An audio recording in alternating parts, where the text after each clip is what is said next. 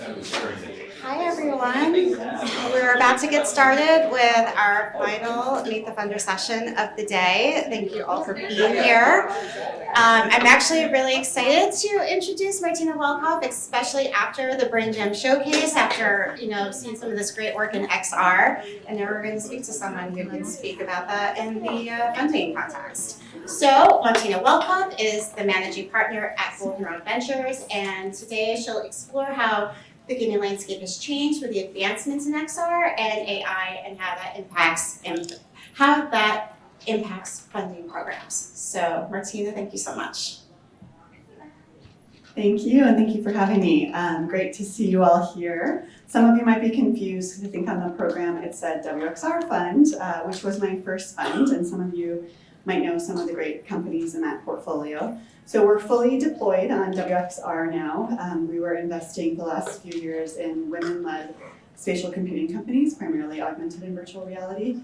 And toward the tail end of the deployment, we started increasingly investing in some interesting AI as well, which is in part what led me to Goldenrod Ventures. And part of the story I'm going to tell you today is kind of what has evolved and changed with the launch of this new fund.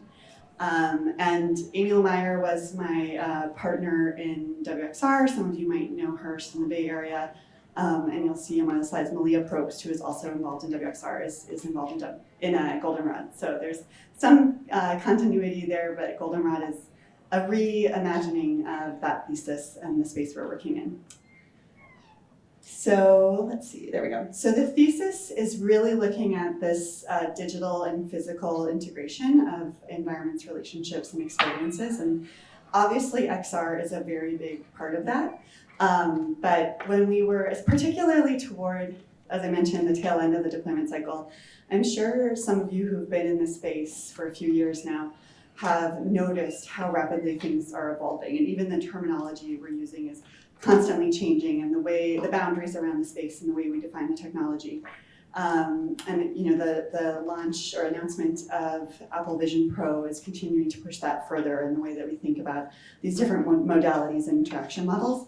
And so we really wanted to craft a thesis that was less about the specific set of technologies we're using today and more about a vision for where we see this going. And for us, that really came down to this increased pervasiveness and intimacy of technology in our everyday lives. And that comes out of immersion, that comes out of AI and personalization, that comes out of sort of computer vision and physical integration. And all of these elements combined really shape what that interaction model is to become. And we're still doing gender lens investing, so women-led and gender diverse companies. That's served us very well at WXR. We're going to continue that emphasis with Goldenrod. And so this is always a tricky thing with a venture fund, because that's a much broader technical purview, where it's a broader net from a product perspective. We wanted to bring in some thematic discipline to balance that. And I think these four verticals might be particularly interesting to the Games for Change audience, given sort of emphasis on impact. And I know a lot of you are working across multiple spaces. So the four verticals that we chose are climate, health, community, and media. And we very much, I need to actually work on a better visual for this slide, because we very much see this as a sort of Venn diagram where these are not at all intended to be isolated categories, but really overlapping in the way that we think about both the verticals, but also the way we run our process and support those companies. And how we chose these was really looking at where there was the most opportunity for economic upside. Obviously, we're a venture fund. We always want to optimize for that, and social impact. And with climate and health, I think that's pretty obvious. Community, the way we think about that is we're looking for founders who are building for communities they're a part of and really understand the lived experience of their audience, which is an underpinning kind of for the other pillars. And similarly with media, which is probably the most relevant pillar to this conference, we think about that as what's really fueling the narratives that drive kind of these bigger areas of impact. So media is how we make sense of the world and ultimately drive change, which is why it's important to us. Just a little bit about kind of our investment philosophy and what I've historically invested in and what we're thinking about moving forward. So potential for scale is a really important one, and this is probably true of any venture fund you talk to. I think this is where, particularly sometimes with media, there's some tension, because I see incredibly cool projects and all sorts of really compelling work that sometimes doesn't have that potential for scale, and so that's something we've actually worked with a lot of different founders on. Our last new investment out of the WXR fund was a company called Breakthrough Ventures. I don't know if Breakthrough, not Ventures, just Breakthrough. And I don't know if any of you happen to know Melissa Painter. She's the CEO down in LA. I've known Melissa for years, and for years she was working on these incredible projects she's clearly incredibly talented and had a really unique vision of what XR could do, and was doing all of these collaborations very, very early on when they were just releasing new hardware and kind of understanding what was possible with the medium. But a lot of them in the early days didn't really have that potential for scale, and so we worked very closely with her to understand how we could translate what she was doing into a scalable commercial product, which is what ultimately resulted in Breakthrough, which is a movement-based workplace app. So you take little mini breaks throughout your day, and it guides you through AR movements. It's very cool. It's doing very well commercially, and so that's just one example of, I think, that potential for scale piece can sometimes be a bit of a blocker, but I would say, particularly if you're doing more project-based work right now, I have seen really great pathways to take that creative work into a commercially scalable arena. So if venture is a track you want to pursue, I'm always happy to talk about what that might look like. Secondly, the solving real problems. So I think in the XR space in particular, we've probably all seen sort of that cool tech for cool tech's sake trend, especially I'd say maybe not so much now that we're on a sort of downward crest of the hype cycle a little bit, but especially at the peak of the hype cycle. And so we're really looking for problem-first companies. I love to see cool tech, but at the end of the day, making sure that the problem is real and salient.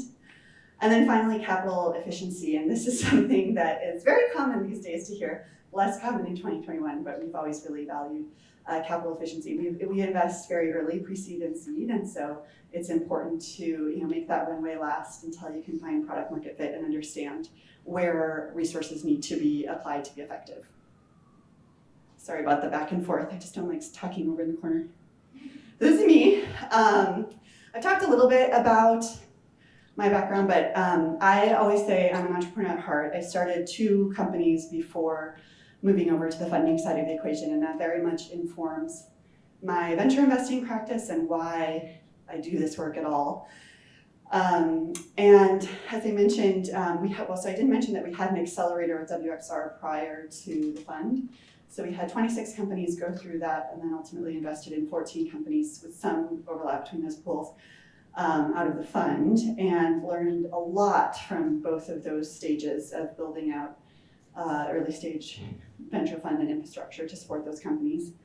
And I'm on the board of several companies, an advisor, a couple in New York, if those of you who are local, Obsess and In-Situ, and another one of our companies, Scatter, are all in New York. I think Scatter has participated in Games for Change in the past, their volumetric capture solution.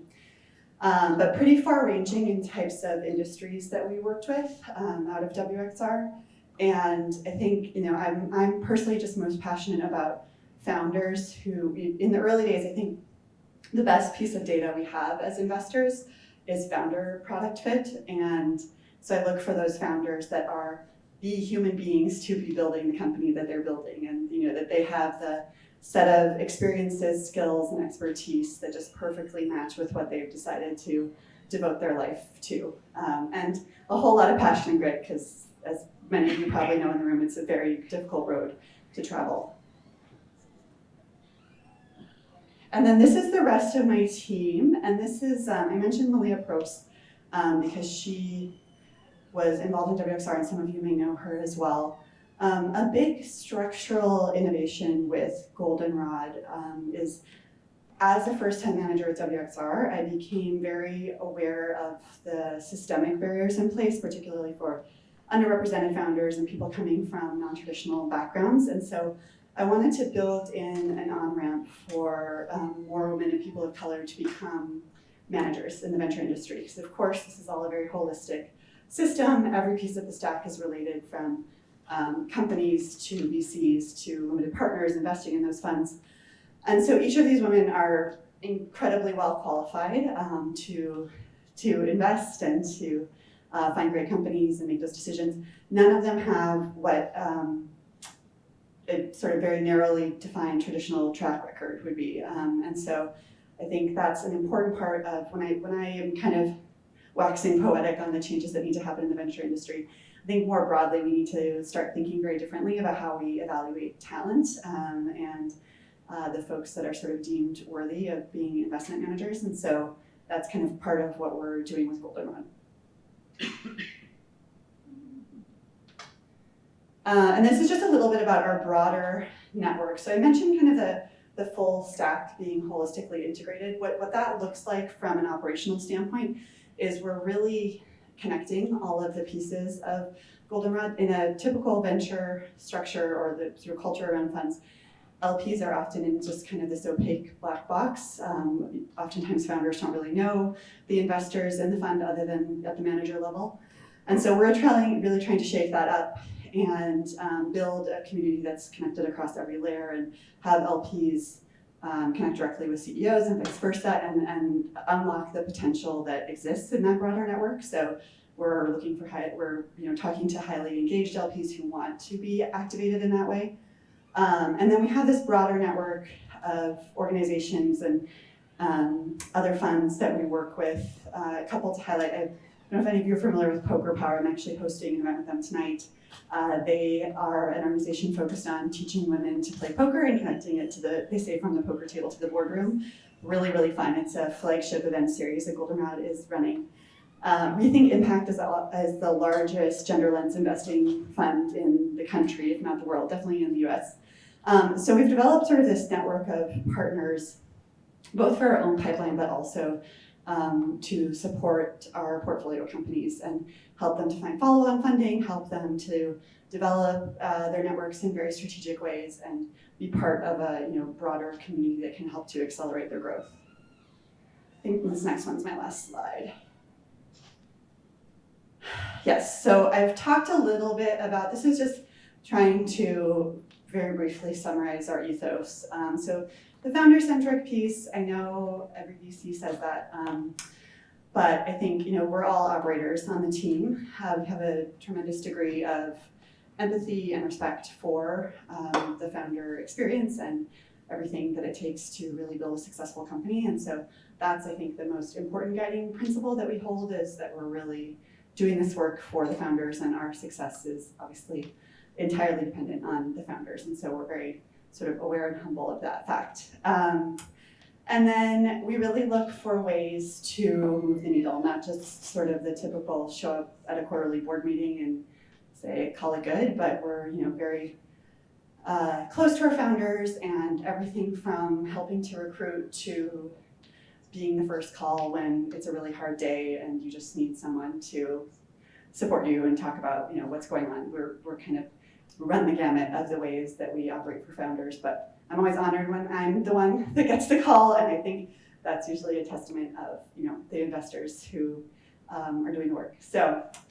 that's a little bit about us. I'm happy to answer any questions. I kind of glossed over the XR landscape. I'm happy to go into that more deeply, or any other direction you want to take things. So I'm just going to go to my Goldenrod slide here. And I meant to put my contact info on here, but it's just martina@goldenrod.vc if you want to connect with me, or LinkedIn always works too. So any questions or thoughts? Yes? Just kind of like, what is your take? Like everything that's been happening in the last few years in the XR industry, like what is going on? Like where is this evolving, and how do you see the interest that we're focusing, like of course spatial computing and artificial intelligence, but what about XR? Is this becoming less of a startup realm and more into like traditional? Yeah, I think that is part of what I'm seeing, is that I'm seeing, I guess, less coalescence around XR specifically and more vertical organizations. So like gaming companies, that are still, part of a broader XR community, but might have more salience in gaming communities.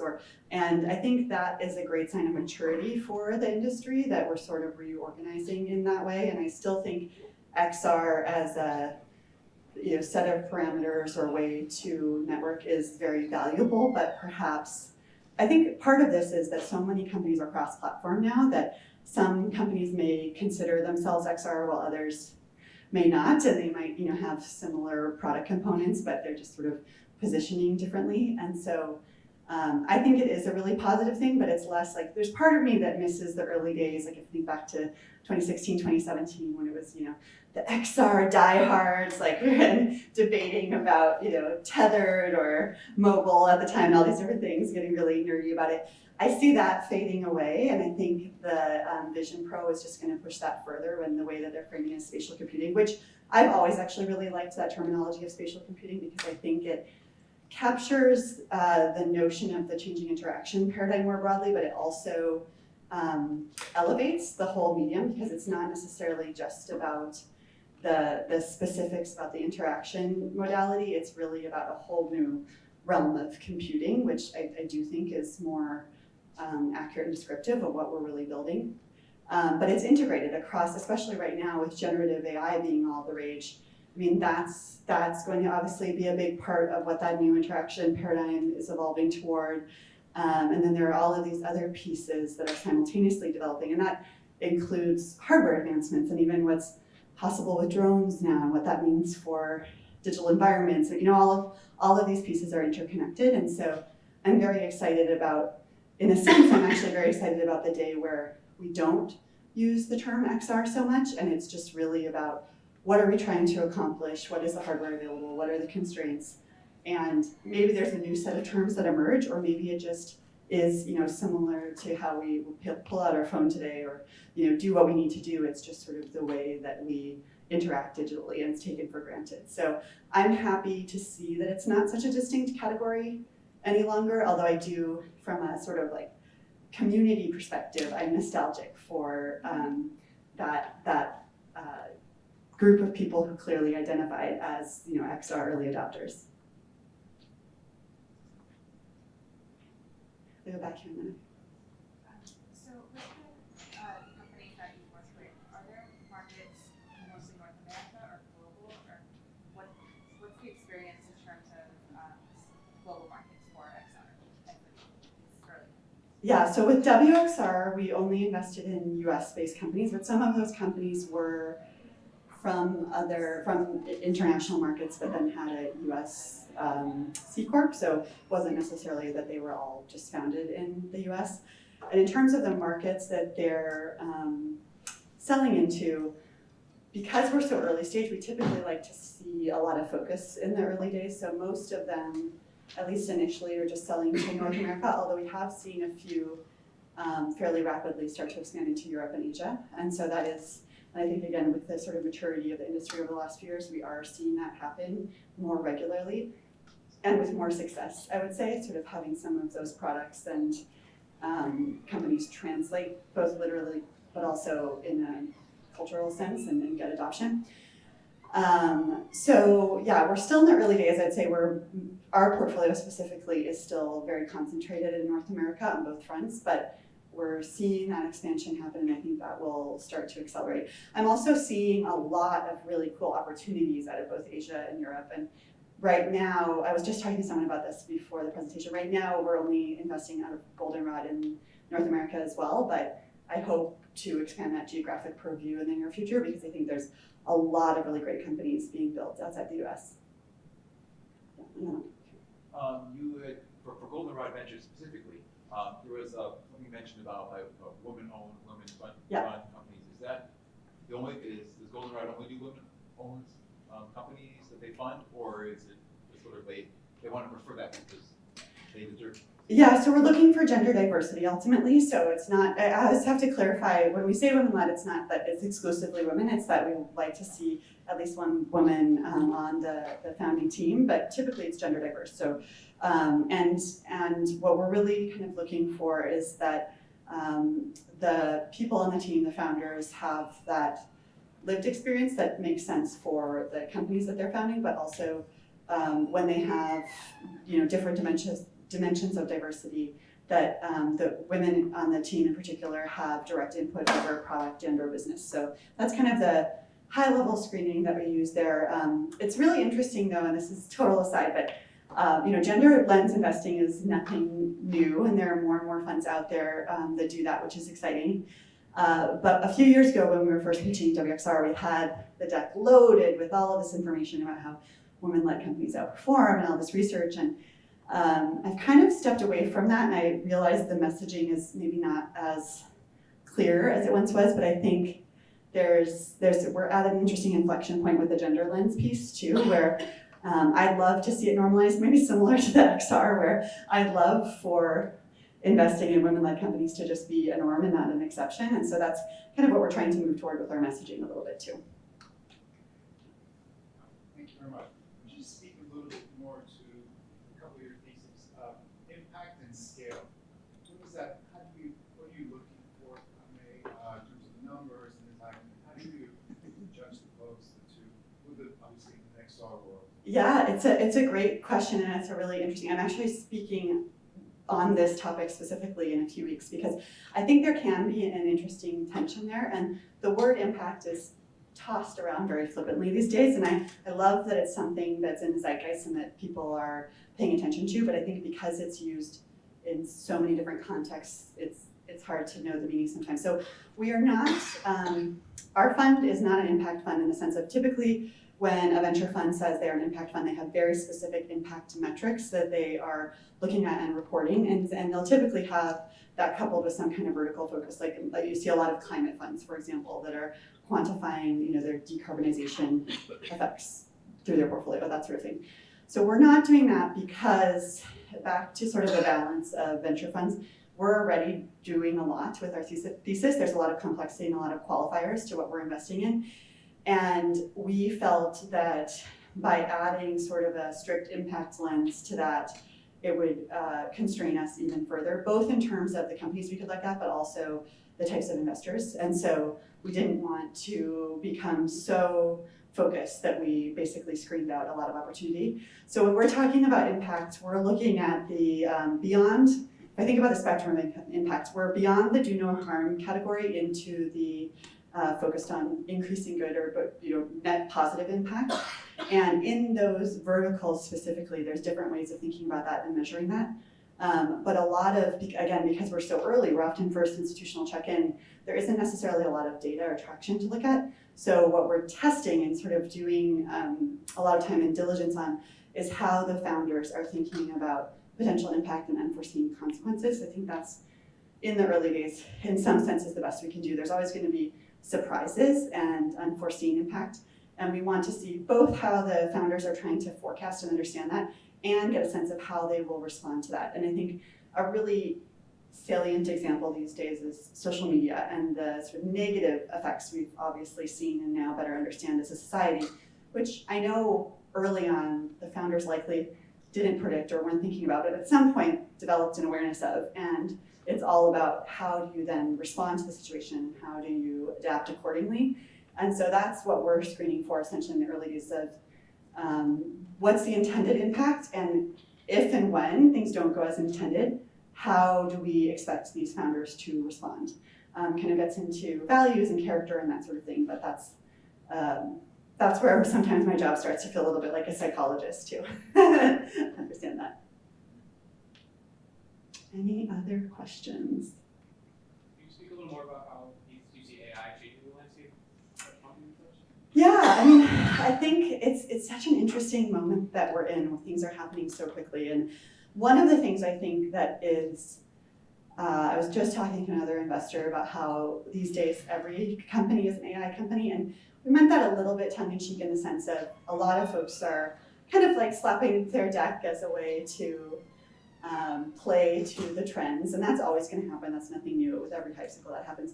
But I think on a more interesting level, every company, and this includes even like brick and mortar and companies outside of the venture space, I think virtually every company needs to be thinking about how to integrate AI tools into their workflow to remain competitive.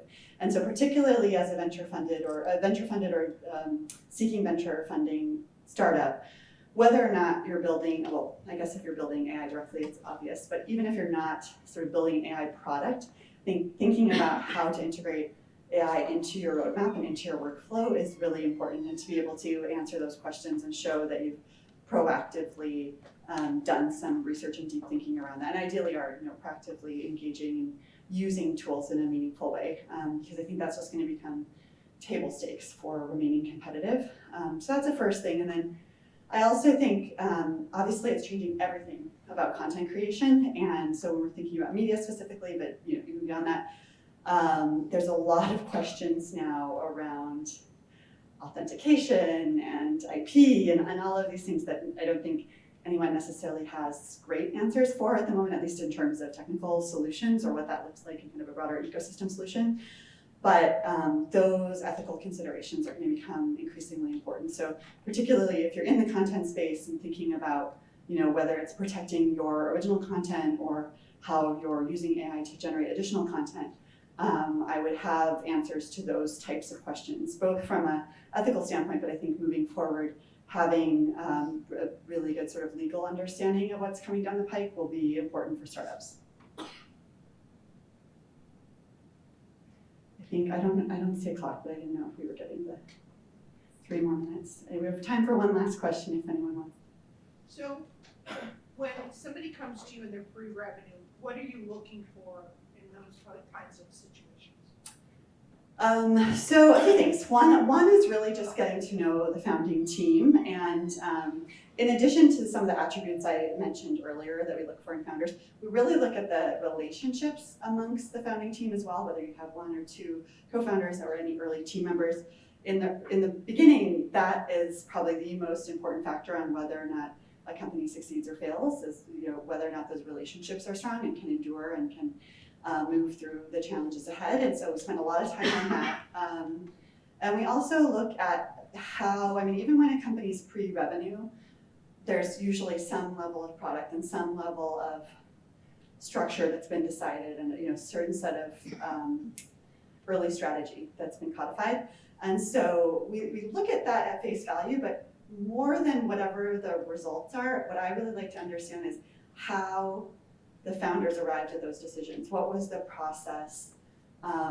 What sort of information and counsel did they value in getting to those decisions? Because I think that is very telling. In that, I always expect an early stage company to change, sometimes drastically, in the first few years in its existence. So it's less about what exists today and more about how do I think they're going to be able to navigate the inevitable challenges ahead, and what does that look like from a coaching perspective as well, because I never expect, and absolutely do not expect, any entrepreneur to take all of my advice or to follow whatever guidelines I provide, but I do like to see founders that are open to external input and will integrate that and constantly interrogate and reform their own mental framework, because that's what it takes. And particularly back to the sort of question about AI, things are moving faster than ever, so we all have to hold our assumptions really loosely and constantly be learning and growing and applying that to whatever we're building. And so those are the kinds of mindsets I like to see and sets out in the early days. Yeah. Well, thanks. This was fun. I think we're just coming up at the end, so great to see all of you.